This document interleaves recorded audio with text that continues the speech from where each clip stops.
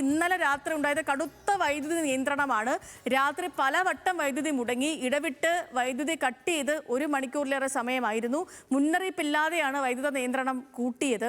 സംസ്ഥാനത്ത് പരിമിത തോതിലെന്ന് പറഞ്ഞ് ജൂൺ 16 മുതലാണ് വൈദ്യുതി നിയന്ത്രണം തുടങ്ങിയത്. അനുരു അശോകൻ വാർത്തയുടെ വിശദാംശങ്ങളുമായി നമുക്കിപ്പം ചേർന്നു. അനുരു, ഗുഡ് മോർണിംഗ്. ഇപ്പം നമ്മുടെ പ്രേക്ഷകർ പറയുന്ന പോലെ നമ്മളൊക്കെ ഇന്നലെ ഈ പലവട്ടം, അത് പ്രത്യേകിച്ച് രാത്രി സമയങ്ങളിലൊക്കെയാണ് ഈ കറണ്ട് പോയിട്ട് പിന്നെ അത് വരുന്നതും ഇല്ല, അങ്ങനെ പ്രശ്നമായിരുന്നു. ഇതിപ്പം KEB പറയുന്ന കാര്യങ്ങൾ എന്തൊക്കെയാണ്? ഇന്നലെ സംഭവിച്ച വൈദ്യുതി നിയന്ത്രണം എങ്ങനെയായിരുന്നു? കാരണം ഒരു മുന്നറിയിപ്പ് ഉണ്ടായിരുന്നില്ലല്ലോ.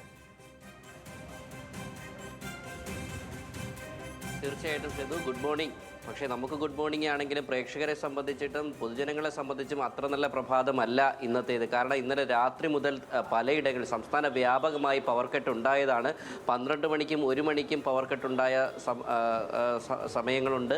തിരുവനന്തപുരം നഗരത്തിലടക്കം 3-4 തവണയാണ് ഈ അരമണിക്കൂറും 20 മിനിറ്റും ഒക്കെ ആയിട്ട് ഇടവേളകളിൽ കറണ്ട് പോയത്. ഇത് സംബന്ധിച്ച് നമ്മൾ KEBയോട് ചോദിക്കുമ്പോൾ ഇന്നലെ രാത്രിയിലുണ്ടായ വൈദ്യുതി ക്ഷാമം ഏകദേശം 700 മെഗാവാട്ടിൻ്റെ കുറവാണ് വൈദ്യുതി ലഭ്യതയിൽ ഉണ്ടായത് എന്നുള്ളതാണ് KEBയുടെ വിശദീകരണം. ഇതിൻ്റെ അടിസ്ഥാനത്തിലാണ് ഇന്നലെ ഇത്തരത്തിൽ വ്യാപകമായിട്ട് ഒരു പവർ കട്ട്, ലോഡ് ഷെഡിങ് എന്ന് തന്നെ പറയാവുന്ന രീതിയിലേക്ക് കാര്യങ്ങൾ മാറിയത്. നമുക്കറിയാം, മുൻകാലങ്ങളിലൊക്കെ ഈ ഒരു കാലഘട്ടങ്ങളിൽ നമുക്ക് നല്ല മഴ ലഭിക്കുന്നതാണ്. അതിൻ്റെ അടിസ്ഥാനത്തിൽ വൈദ്യുതി ഉൽപ്പാദനം കൂടേണ്ടതാണ്. പക്ഷേ ഇത്തവണ അങ്ങനെയല്ല. കാലവർഷം വളരെ അധികം കുറഞ്ഞിരിക്കുന്നു. 36% മഴയുടെ കുറവാണ് ഇന്ന് വരെ, ഈ ജൂൺ 1 മുതൽ ഇന്ന് വരെ ഉള്ളത് ഇപ്പോൾ രേഖപ്പെടുത്തിയിരിക്കുന്നത്. KEB ഡാമുകളിലൊക്കെ തന്നെ വെള്ളത്തിൻ്റെ വളരെയധികം കുറവുണ്ട്.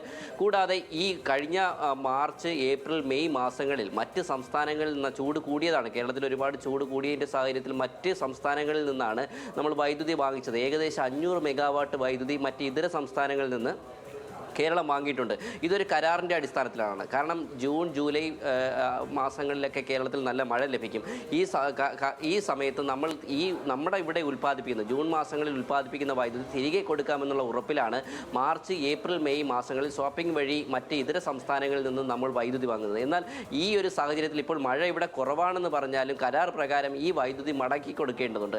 അപ്പോൾ 500 മെഗാവാട്ട് വൈദ്യുതി മറ്റ് സംസ്ഥാനങ്ങളിലേക്കും കൂടെ തിരികെ കൊടുക്കുമ്പോൾ വലിയ ഒരു ഷോർട്ടേജ് അനുഭവപ്പെടുന്നു. കൂടാതെ ഇത് സംബന്ധിച്ചിട്ട് വൈദ്യുതി മന്ത്രി പറയുന്നത്, ഇപ്പോൾ രാവിലെ 19 പൈസയ്ക്ക് ഒരു യൂണിറ്റ് വൈദ്യുതി കിട്ടുമ്പോൾ രാത്രികാലങ്ങളിൽ, അതായത് പീക്ക് ടൈമുകളിൽ 10 രൂപയ്ക്ക് പോലും വൈദ്യുതി കിട്ടാത്ത അവസ്ഥയുണ്ട്. മറ്റ് സംസ്ഥാനങ്ങളിലടക്കം ഇപ്പോൾ എൽനിനോ പ്രതിഭാസത്തിൻ്റെ ഭാഗമായിട്ടൊക്കെ മഴ കുറഞ്ഞതും ചൂട് കൂടിയതുമൊക്കെ വലിയൊരു പ്രതിസന്ധി സൃഷ്ടിച്ചിട്ടുണ്ട്. കൂടാതെ ലോകകപ്പ് ഫുട്ബോൾ മത്സരങ്ങളും വലിയൊരു തരത്തിൽ തിരിച്ചടിയായിട്ടുണ്ട്. കാരണം രാത്രികാലങ്ങളിൽ എല്ലാ വീടുകളിലും ഇത്തരത്തിൽ ഈ പറയുന്ന മത്സരങ്ങൾ കാണുന്നതിനായിട്ട് TV ഓണാക്കുന്നതും ലൈറ്റ് ഇടുന്നതും ഒക്കെ വലിയൊരു രീതിയിൽ തിരിച്ചടിയായിട്ടുണ്ട്. എന്തായാലും ഫലത്തിൽ ഈ ഒരു വൈദ്യുതി നിയന്ത്രണം തുടരും എന്നുള്ളത് തന്നെയാണ് നമുക്ക് അറിയാൻ കഴിയുന്നത്. കാരണം മഴ വേണ്ടത്ര ലഭിച്ചിട്ടില്ല. 36% മഴയുടെ കുറവ് അനുഭവപ്പെടുന്നു ചെയ്തു. എന്തായാലും ഈ നിയന്ത്രണം തുടരും. ഓക്കെ, ശരി. ഇപ്പോൾ പ്രിയപ്പെട്ട പ്രേക്ഷകരെ പറഞ്ഞ പോലെ തന്നെ ഇന്നും വൈദ്യുതി നിയന്ത്രണമൊക്കെ ഉണ്ടാകുമെന്ന് വേണം നമ്മൾ മനസ്സിലാക്കാൻ. വരുന്ന ദിവസങ്ങളിൽ ഉണ്ടാകുമെന്ന് വേണം മനസ്സിലാക്കാൻ. അപ്പം ഒന്ന് കരുതിയിരിക്കൂ, ഏത് നിമിഷം വേണമെങ്കിലും ഒരു വില്ലനെ പോലെ കറണ്ട് പോയേക്കാം.